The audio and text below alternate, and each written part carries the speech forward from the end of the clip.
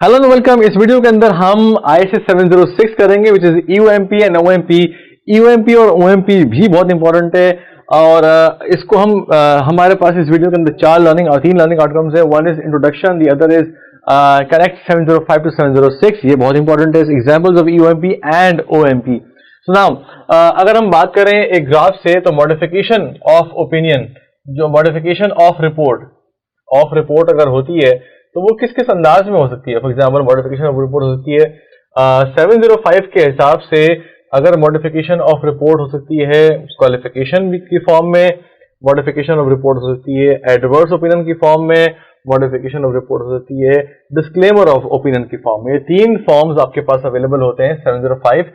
और इस तरह की जब मॉडिफिकेशन ऑफ रिपोर्ट हो रही होती है ISA 705 के हिसाब से, तो बेसिकली वो मॉडिफिकेशन ऑफ ओपिनियन होती है।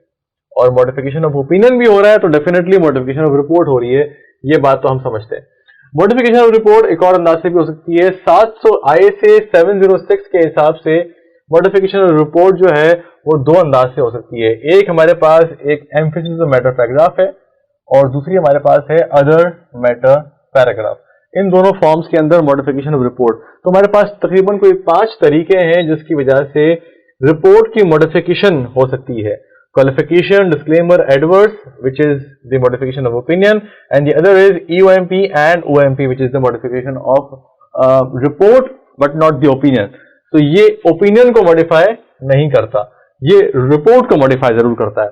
अब अगर हम समझने हैं जरा इस बात को, तो हम देख सकते हैं कि यार EOMP और OMP में क्या डिफरेंस है। What is the difference between EOMP और OMP? तो EOMP बेसिकली क्या होता है कि आपकी फाइनेंशियल स्टेटमेंट में एक चीज जो कि डिस्क्लोज होनी चाहिए थी और एडिक्वेट तरीके से होनी चाहिए थी।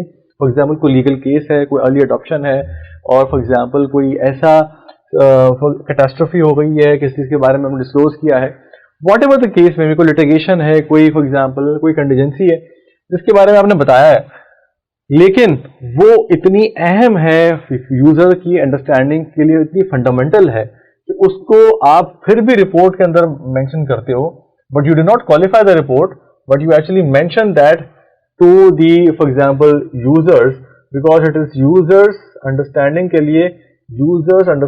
लिए फंडामेंटल है। फंडामेंटल का वर्ड इस्तेमाल करता है स्टैंडर्ड, तो ये फंडामेंटल है यूजर्स की अंडरस्टैंडिंग के लिए, और इसलिए हम उसको अपनी रिपोर्ट के अंदर डालते हैं।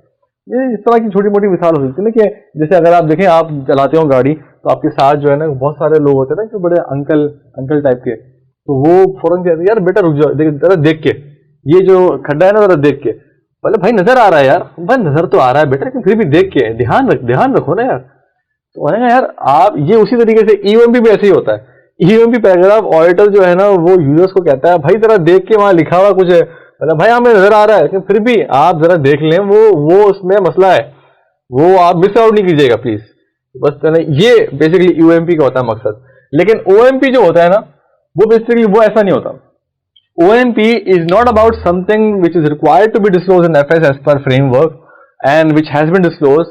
It is actually not required to be disclosed. इस तरह की वो चीज होती है कि जिसमें कोई रिक्वायरमेंट नहीं होती डिस्क्लोज करने की, लेकिन फिर भी जो है ना वो it is still important to the user understanding. For example last year का ऑडिट हुआ ही नहीं है।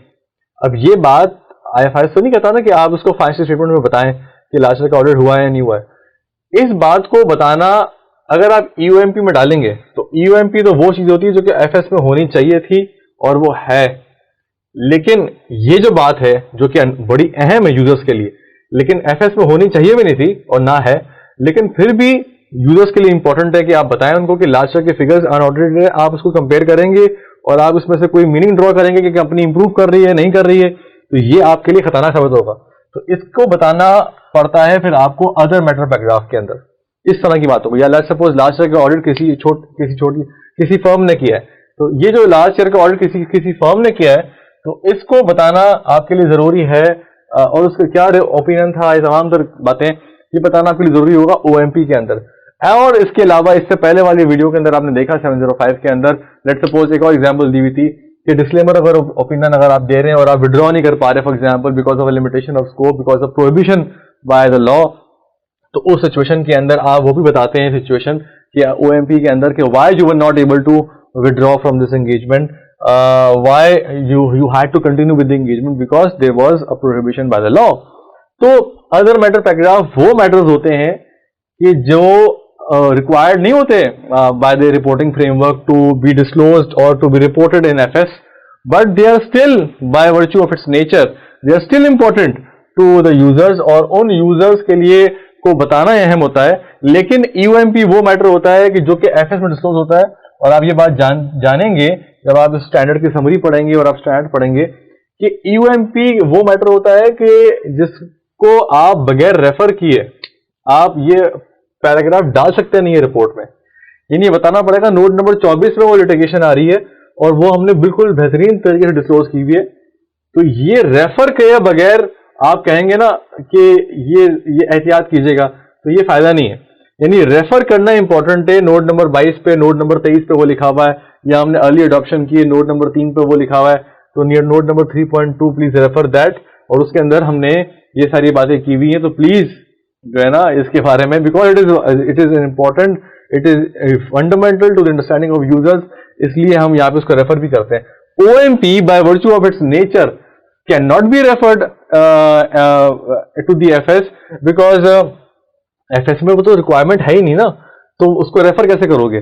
तो बेसिकली ओएमपी और ईओएमपी जो है वो अपने आप को डिफरेंशिएट ऐसे करता है कि EOMP is required to be in FS, it is adequately there in FS, but still fundamental to understanding of the users.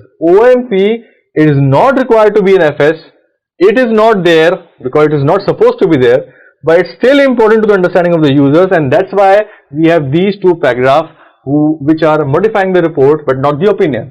That's what the EOMP and OMP is. बाकी इसकी अगर आप एग्जाम्पल्स देखेंगे स्टडी मैनुअल के अंदर आपको नजर आएंगी, बट वो उस एग्जाम्पल को मैं अभी नहीं आपके सामने पढ़ रहा. उसकी वजह यह है कि कुछ मैंने एग्जाम्पल्स आपको दी हैं जो मैंने अभी तक हम लोगों ने की हैं और समझी है, लेकिन कुछ इसमें से बहुत सारे एग्जाम्पल 710 की हैं, 701 की हैं, इसमें बहुत सारे एग्जाम्पल 560 की हैं. वो स्टैंडर्ड अभी हमने नहीं किए. तो उन स्टैंडर्ड्स को जब हम कर रहे होंगे तो हम वहां पर ओएमपी को और ईओएमपी को रेफर कर रहे होंगे.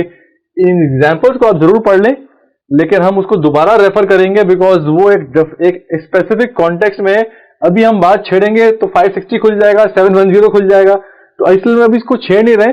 मैंने सिर्फ कोई एग्जाम्पल, मैंने आपको सिर्फ दो एग्जाम्पल्स देके ये समझाने की कोशिश की है कि ओएमपी और ईओएमपी का कॉन्सेप्ट क्या है, उसका प्रिंसिपल क्या है, उसका उसूल क्या है. So we have tried to understand the connection between the 705 and 706 with this sketch, and with some examples we have tried to understand कि EOMP और OMP होता क्या है. In the next video, I'll further summarize this connection between 705 and 706 to you. Thank you.